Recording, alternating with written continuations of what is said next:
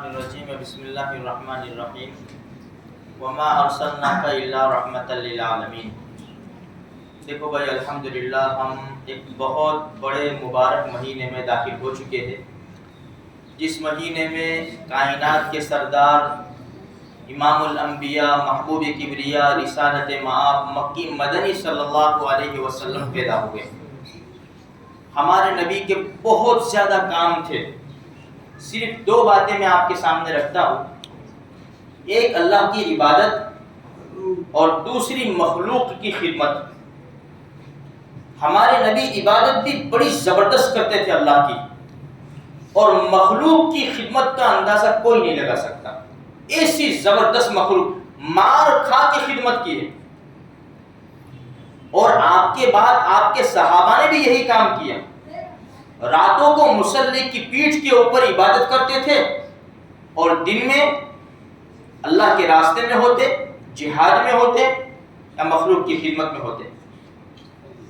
آج یہ ربیع الاول کا مہینہ جو شروع ہوا، الحمدللہ ہمارے نوجوان بھی کام کرتے ہیں، اللہ قبول فرمائے۔ آمین۔ لیکن میرے بھائیوں، ایک بات میں ضرور کہوں گا کہ یقیناً غریبوں کی بہت مدد کرتے ہیں، اپنی محنت کر کے لوگوں کے پاس سے چندہ وصول کر کے محنت کرتے، لیکن ہماری نمازوں کا کیا؟ رات کو ایک دو بجے تک ہم سامان تیار کرتے ہیں، کٹ وغیرہ سب تیار کرتے ہیں، ہماری فجر کی نمازیں کہاں چلی گئی؟ نوجوان لڑکے کام کرتے ہیں بے شک، لیکن نمازیں کہاں چلی گئی؟ مخلوق کی خدمت سے خالق کی عبادت معطلی ہو جائے گی۔ پہلے تو رب کی عبادت تو فرض، نمازیں تو فرض۔ اس لیے میرے بھائیوں، دونوں چیزیں، اللہ کی عبادت اور مخلوق کی خدمت۔ اللہ کی عبادت ہوگی تو مخلوق کی خدمت کے اوپر چار چاند لگ جائیں گے اور قبول ہو جائے گی، اور اگر مخلوق کی خدمت کے ساتھ اللہ کی عبادت نہیں ہوگی تو پھر بڑا مسئلہ آ جائے گا۔ واقعہ میں آپ کو سناؤ، حضرت عمر ابن خطاب رضی اللہ تعالیٰ کتنی زبردست اللہ کی عبادت کرتے تھے، بہت اللہ کی عبادت کرتے تھے۔ امیر المومنین ہوتے ہوئے اتنے بڑے آدمی راتوں کو گشت کرتے تھے، دن میں نکلتے تھے کہ بھائی مخلوق کس حال میں ہے، خیال کرتے تھے۔ اللہ کے رسول کی صفات ان کے اندر، صحابہ کرام کے اندر آئی ہوئی تھی۔ ایک مرتبہ گشت کرتے کرتے نکلے، لوگوں کے حالات دیکھتے ہوئے، ایک جھونپڑا تھا، اس کے باہر دیکھا کہ ایک بوڑھی عورت بیٹھی ہوئی ہے، ایک عورت بیٹھی ہوئی ہے اور اس کے بچے کھیل رہے ہیں، اس کے بچے بیٹھے ہوئے رو رہے ہیں، اور ایک دیگچی ہے، وہ آگ اس کے نیچے جل رہی ہے اور اس کے اوپر کچھ دھکا ہوا ہے۔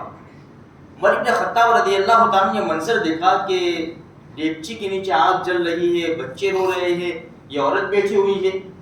پوچھا کہ بھائی یہ بچے کیوں رو رہے ہیں؟ کہا کہ بھوک کی وجہ سے رو رہے، بھوک کی وجہ سے۔ دیگچی میں کیا بن رہا ہے؟ کچھ بھی نہیں ہے۔ کیا بناؤں؟ میرے پاس کچھ نہیں ہے۔ پانی ابل رہا ہے، بچوں کو صرف اشارہ کیا ہے کہ اس میں کچھ ہے، تو بچے اس امید کے اوپر بیٹھے ہوئے ہیں، وہیں رونے لگے۔ عمر بن خطاب بہت روئے، بہت روئے۔ اپنے غلام اسلم سے کہا کہ چل، جلدی گئے بیت المال میں، کچھ گھی، پنیر، کھجور سب نکالا، آٹا وغیرہ سب نکال کر ایک بوری میں بھرا۔ اسلم سے کہا، ان کے خادم سے کہا، میری پیٹھ کے اوپر ڈال دے اس کو، بادشاہ، پریزیڈنٹ، میری پیٹھ کے اوپر ڈال دے۔ غلام نے کہا کہ امیر المومنین میں اٹھا لوں گا۔ فرمایا قیامت کے دن میرا بوجھ تو اٹھائے گا، میری پیٹھ کے اوپر ڈال۔ پیٹھ کے اوپر ڈالا اور چلے، جلدی وہ ہٹایا، پانی کے اندر سب چیزیں، آٹا وغیرہ سب ڈالا، اور خود بنا رہے، خود کھانا بنا رہے پریزیڈنٹ۔